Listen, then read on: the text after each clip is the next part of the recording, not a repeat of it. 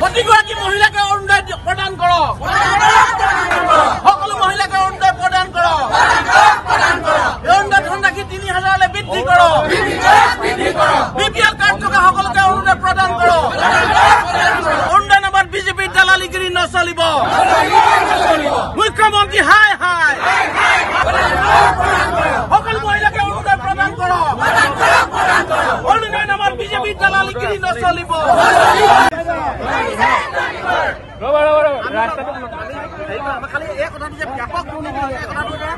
আমি তাৰ তদন্ত কি কৰিব লাগে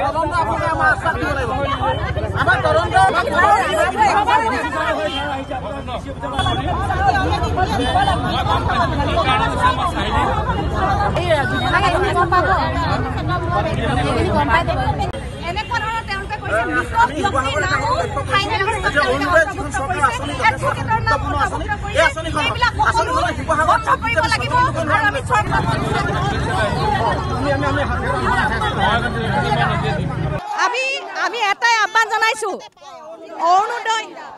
অৰুণোদয় পুনৰ শুদ্ধভাৱে যিটো বিসংগতি দেখা গৈছে সেইবোৰ সকলো কেঞ্চেল কৰিব লাগিব আৰু পুনৰ শুদ্ধভাৱে অৰুণোদয় যিখন ফাইনেল লিষ্ট ওলাইছে সেইখন শুদ্ধভাৱে দিয়াৰ ব্যৱস্থা কৰক শিৱসাগৰ সমষ্টিত বিশেষভাৱে। আৰু যিবিলাক বঞ্চিত মহিলা, যিবিলাক দৰিদ্ৰ বঞ্চিত মহিলা, সেই সকলোবিলাকে ইয়াত পাব লাগিব, কোনো দল ৱাইজ নহয়, আমি প্ৰতিগৰাকী মহিলাৰ কাৰণে আজি ওলাই আহিছোঁ আৰু প্ৰতিগৰাকী মহিলাই অৰুণোদয় আঁচনিৰ অন্তৰ্ভুক্ত হ'ব লাগিব। কাৰণ মাননীয় মুখ্যমন্ত্ৰী মহোদয়ে কৈছিলে যে ৰেচন কাৰ্ড থকা প্ৰতিগৰাকী মহিলাই অৰুণোদয় পাব, কিন্তু আমি দেখা পোৱাত এতিয়া অকল যিবিলাকৰ মানে চৰকাৰী যিবিলাক চৰকাৰী প্ৰতিনিধি হৈছে বা যিবিলাক মানে চাৰ্কুল অফিচৰ লগত চিনাকি, সেই সূত্ৰেহে এইবিলাক বা পঞ্চায়তৰ মানুহৰ লগত চিনাকি তেওঁলোকৰ নাম সোমাইছে, কিন্তু বাকী অন্য মহিলা যিবিলাক কাৰো কোনো ওলাই নহা কিছুমান দৰিদ্ৰ মহিলা থাকি গৈছে।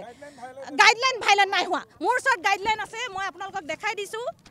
ইয়াত এটা আছে যে ইয়াত টেম্পৰাৰী যিবিলাক ইউনিভাৰ্চিটি কলেজ যিখন বা higher secondary contractual and temporary যিবিলাক ছাৰ্ভিচ কৰা মহিলা সেইবিলাকে পাব নালাগে বুলি কৈছে, কিন্তু পিয়ৰলি প্ৰাইভেট যিবিলাকে এনেই শংকৰদেৱ স্কুল বা জাতীয় বিদ্যালয় বা সাধাৰণ এখন জুনিয়ৰ কলেজত কৰি আছে সেইবিলাক মহিলা ২০০০ বা ১০০০ টকা তেওঁলোকে নিস্বাৰ্থভাৱে কাম কৰি আছে, শিক্ষাদান কৰি আছে, সেইবিলাক মহিলাক কাটি দিছে।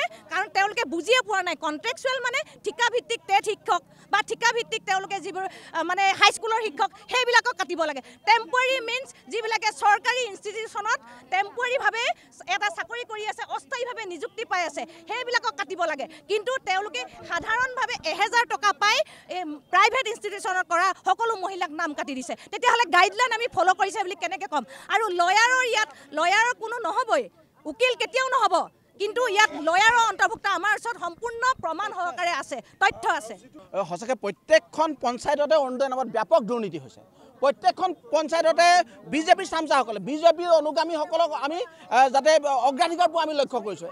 আমি এটা কথা লক্ষ্য কৰিছোঁ, ইয়াৰ নামত আমি উপায়ুক্তৰ হস্তক্ষেপ বিচাৰিছোঁ, উপায়ুক্তৰ হস্তক্ষেপ বিচাৰিছোঁ অতি সোনকালে বিষয়টো। প্ৰত্যেকখন পঞ্চায়ততে ইয়াত ব্যাপক দুৰ্নীতি হৈছে। আমি অৰুণোদয়ৰ পৰিমাণ ধনৰাশি ১২০০ টকা একেবাৰে কম হৈছে, তাৰ পৰিসংখ্যা ৩,০০০লৈ বৃদ্ধি কৰিবৰ কাৰণে অনুৰোধ জনাইছোঁ। আৰু মুখ্যমন্ত্ৰীয়ে প্ৰতিশ্ৰুতি দিছিলে যে আমাৰ প্ৰত্যেকগৰাকী ৰেচন কাৰ্ড হোল্ডাৰকে আমি অৰুণোদয় দিম বুলি প্ৰতিশ্ৰুতি দিছিলে, কিন্তু তেখেতৰ কথা বালিত মুদা, তেখেতে এই প্ৰতিশ্ৰুতি আমাক নাৰাখিলে। আৰু প্ৰত্যেকগৰাকী মহিলাই যাতে অৰুণোদয় পায় তাক আমি দৃষ্টি ৰাখিবৰ কাৰণে উপায়ুক্তক অনুৰোধ জনাইছোঁ। আৰু যিটো স্বজন দোকান হৈছে, যিটো তেখেতসকল অৰুণোদয় নামক ৰাজনীতি কৰিছে আৰু এই ঠগা ৰাজনীতি কৰিছে, মানুহক ব্লেকমেইলিঙৰ ৰাজনীতি বন্ধ কৰিবৰ কাৰণে হিমন্ত বিশ্ব শৰ্মাক অনুৰোধ জনাইছোঁ।